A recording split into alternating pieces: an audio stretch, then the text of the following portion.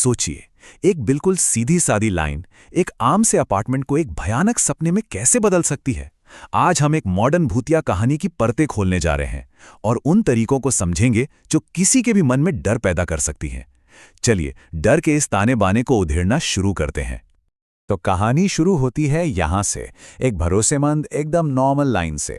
मकान मालिक के ये शब्द, वो शांत रहती हैं, सुकून देने के लिए कहे गए लगते हैं। ये हॉरर का एक क्लासिक तरीका है, पता है। पहले सब कुछ नॉर्मल दिखाओ ताकि जब वो नॉर्मल चीजें टूटने लगें तो डर और भी ज्यादा गहरा लगे। और ये सवाल हमें सीधा कहानी के दिल में ले जाता है।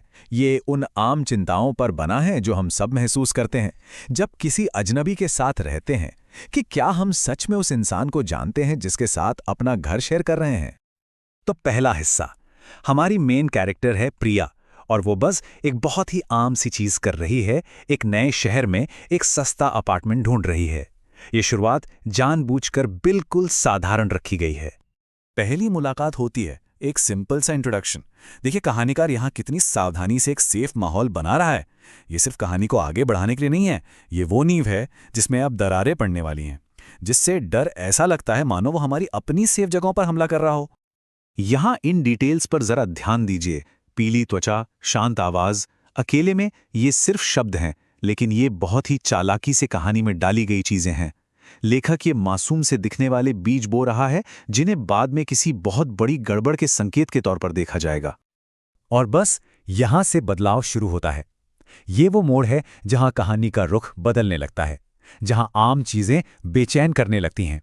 डर अचानक से सामने नहीं आता, वो धीरे धीरे रिश्ता है। ये कहानी की पहली अजीब घटना है, और यहां सबसे डरावनी बात रितु का स्थिर होना है। कोई हरकत नहीं, कोई रिएक्शन नहीं। ये उस नॉर्मल सी दुनिया में पहली दरार है जो प्रिया को और हमें भी असहज कर देती है। ये सब कुछ यूं ही नहीं हो रहा है, समझे। ये बहुत सावधानी से बनाया गया एक बढ़ता हुआ सीक्वेंस है। कहानीकार हर रात टेंशन को और बढ़ा रहा है। हर नया बर्ताव नॉर्मल से एक कदम और दूर है, जो प्रिया और हमें इस रहस्य और डर में और गहरे खींचता चला जाता है। और फिर ये लाइन आती है, जब से मैं वापस आई हूं।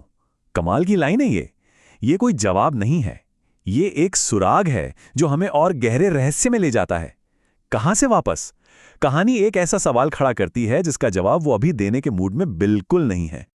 प्रिया का अगला सवाल ठीक वही है जो हम सब सोच रहे होते हैं, लेकिन रितु इसका जवाब देने के बजाय कहती है, तुम विश्वास नहीं करोगी। ये जवाब न देना रहस्य को सुलझाने के बजाय उसे और उलझा देता है, जिससे टेंशन अपने पीक पर पहुंच जाता है। और अब कहानी का क्लाइमैक्स। अब तक जो बेचैनी के अलग अलग धागे थे, वो अब एक साथ खिंचकर खौफ की एक गांठ बनने वाले हैं। जो अब तक सिर्फ अजीब था, वो अब अनकहा होने वाला है। प्रिया एक लॉजिकल वजह की तलाश में मकान मालिक के पास जाती है। ये वो पल है जहां वो बाहरी दुनिया से मदद मांगकर अपनी चिंताओं को नॉर्मल साबित करने की कोशिश कर रही है।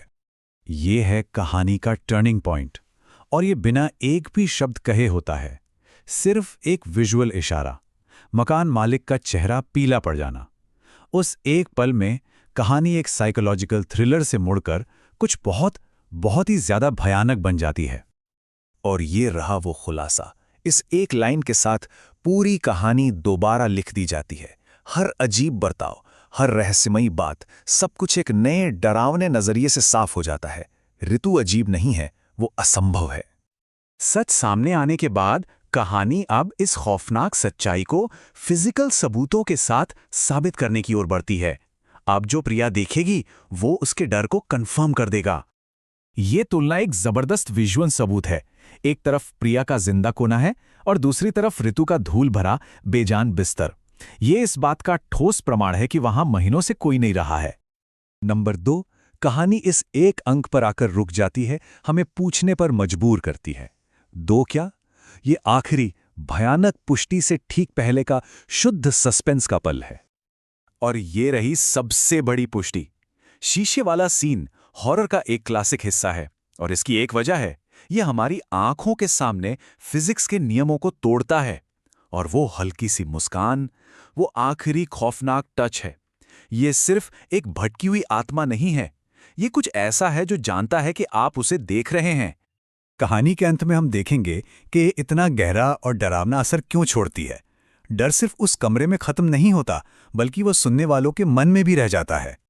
ये दिखाता है कि डर का जो साइकिल है वो खत्म नहीं हुआ है। प्रिया तो बच गई, लेकिन कहानी जारी है। और ये बात कि वो कमरा अभी भी किराए पर दिया जाता है, ये बताता है कि ये डरावना मंजर दोहराया जाएगा। यहां कहानी का नजरिया बदल जाता है। ऋतु अब सिर्फ एक पैसिव आत्मा नहीं है, वो एक एक्टिव खतरा है जो इंतजार कर रही है। अब वो सिर्फ एक दुखी आत्मा नहीं, बल्कि एक शिकारी की तरह लगती है। और कहानी चौथी दीवार तोड़कर खत्म होती है। ये पन्नों से बाहर निकलकर हमारी अपनी हकीकत में शक का बीज बो देती है। डर अब सिर्फ प्रिया का नहीं है, ये अब हमारा है। आखिर कौन है वो इंसान जो आपके बगल में चुपचाप बैठा है? कहानी शायद खत्म हो गई हो, लेकिन डर वो बाकी है।